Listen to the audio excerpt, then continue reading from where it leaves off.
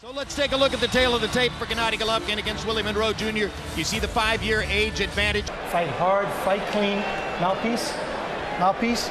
Good luck to both of you. Referee Jack Reese, and right hands and left hooks upstairs.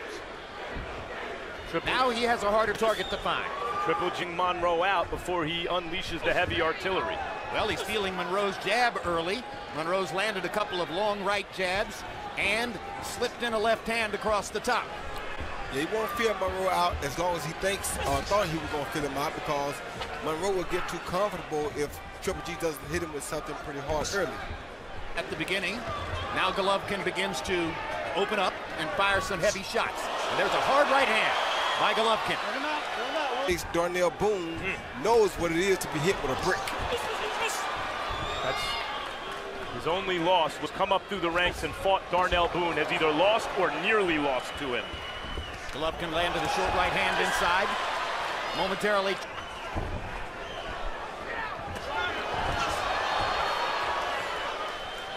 Traps Willie Monroe against the ropes. Monroe slips away and lands a straight left hand. Primary weapon against southpaw fighters for most conventional fighters. Good body shot by Monroe. Yep. Now he has him in a corner. Golovkin flashing some good defense so far in this first round, Roy. Avoiding those shots without wasting much energy, turning his shoulder. Good defense and great offense, Max. He's using the great punches and using his head movement to avoid being hit by the big shots. I see so far Golovkin outboxing Monroe. Just because he's the guy coming forward, landing the heavy artillery, doesn't mean he's not also the better boxer so far. Stop. Nobody punch.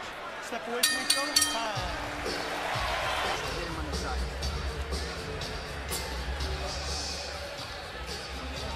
Start touching his ass a little bit. Shoot that body. Touch his body a little bit.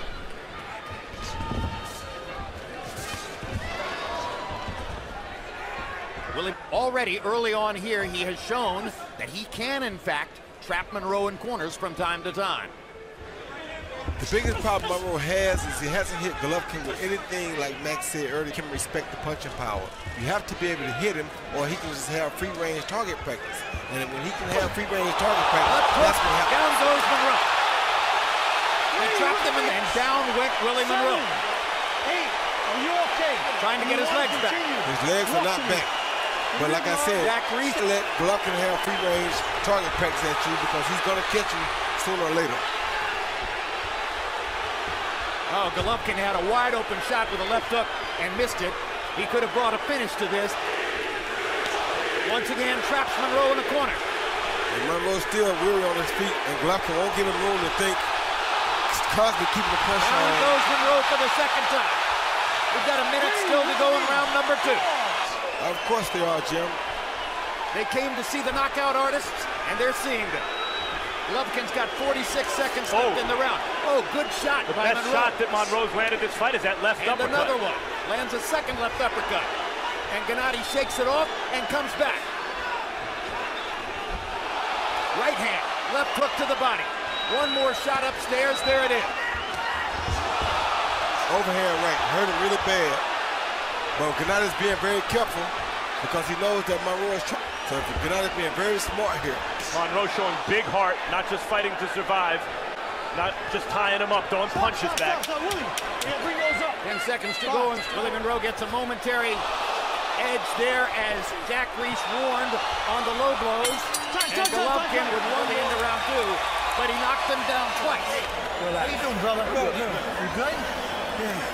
Gotta move, baby. Don't stand up. Beautiful left hook to the head. You saw that coming because he was allowing Golovkin to stalk.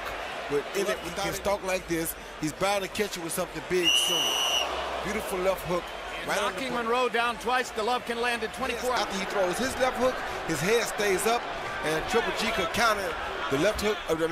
His right hook. Combination possible, because his head stays up and his hands go down. Yeah, he counters the right hook from Monroe with his own left hook. See Monroe land much of anything until Triple G hurt him. And now Triple G has to do, Max. There's no sense in trying to pity-pat with a banger when you already see that the banger can put you down. You have to make him respect you, or he'll continue to walk through your punches until he gets the knockout.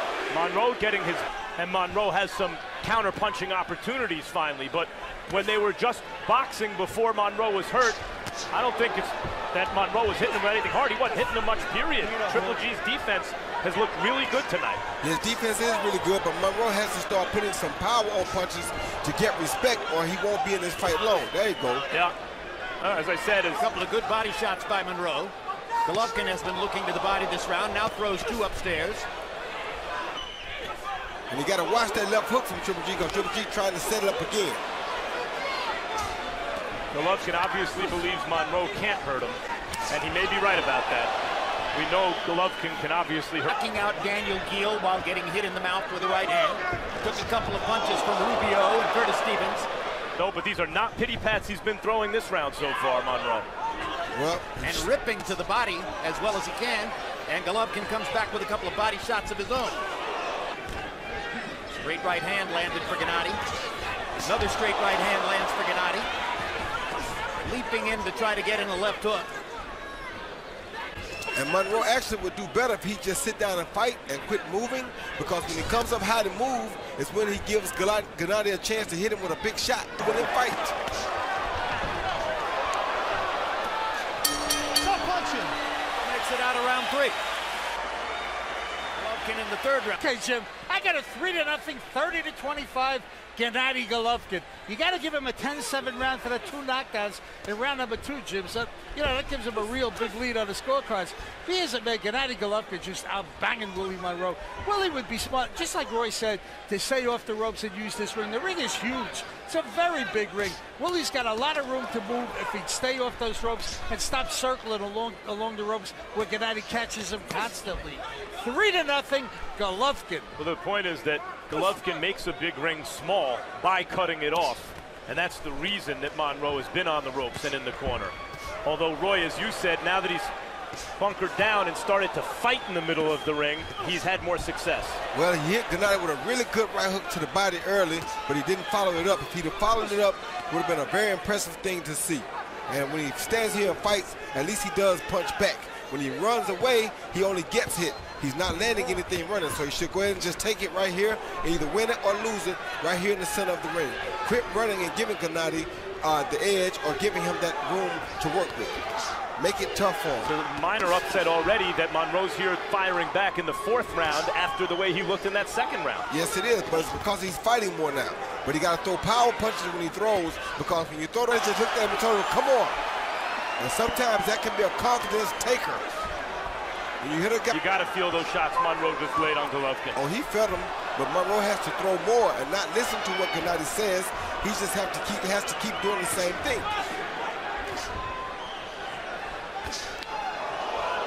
Quite an effort Willie Monroe is putting forth here in round number 4. Unreal.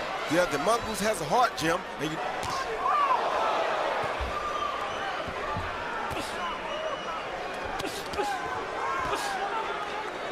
This is with all you got, and he tells you to come on anyway.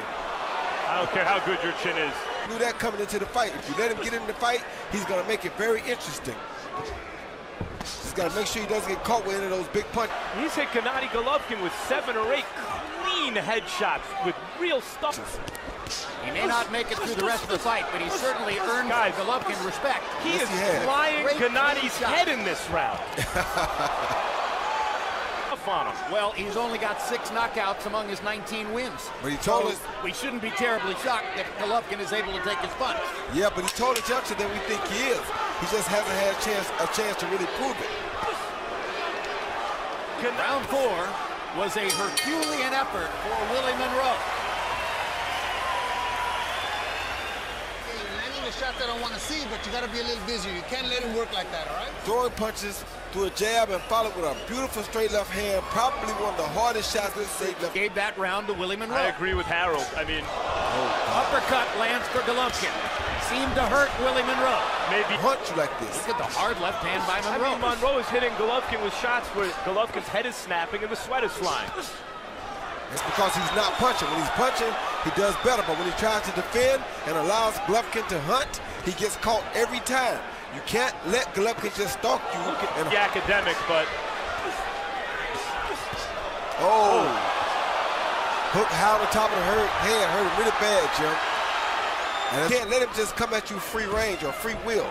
You have to make him avoid you or avoid your power punches before he can punch back. Golovkin lands a left hook, 2 straight right hands. Golovkin once again motioning to him like, come on, keep firing.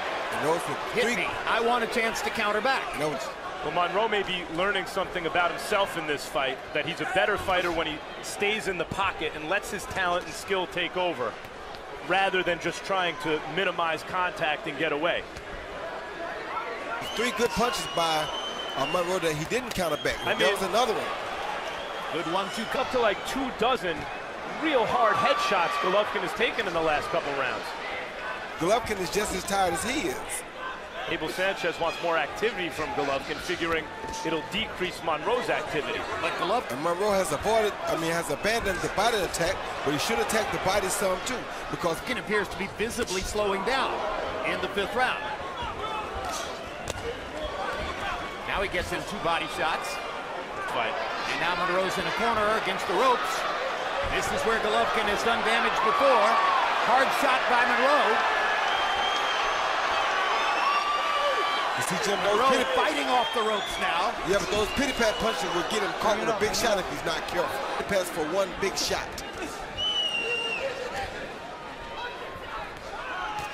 That's a shot that often does damage for him. He's making Gennady work, though. Don't get it twisted.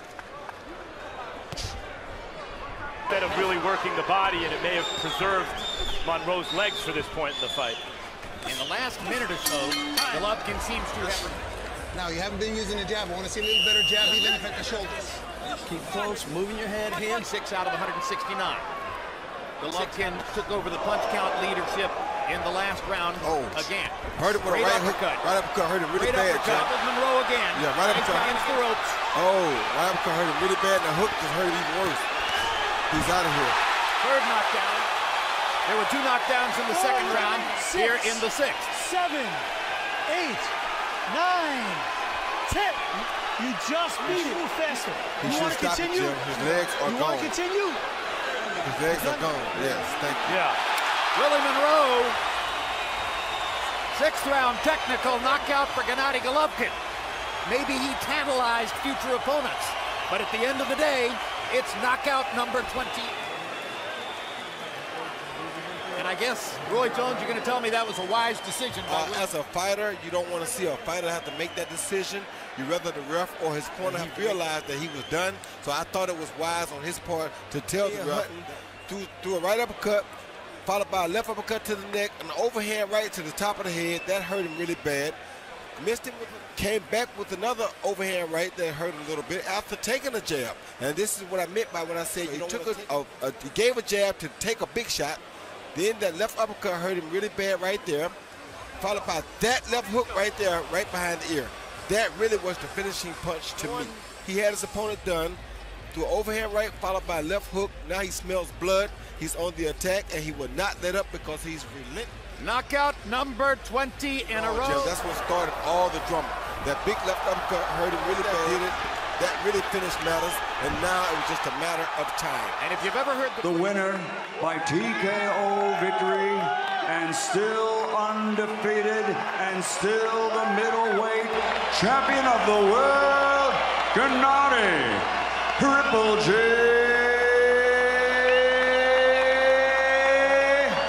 Golovkin. My pleasure, my pleasure, my pleasure. Great fighter.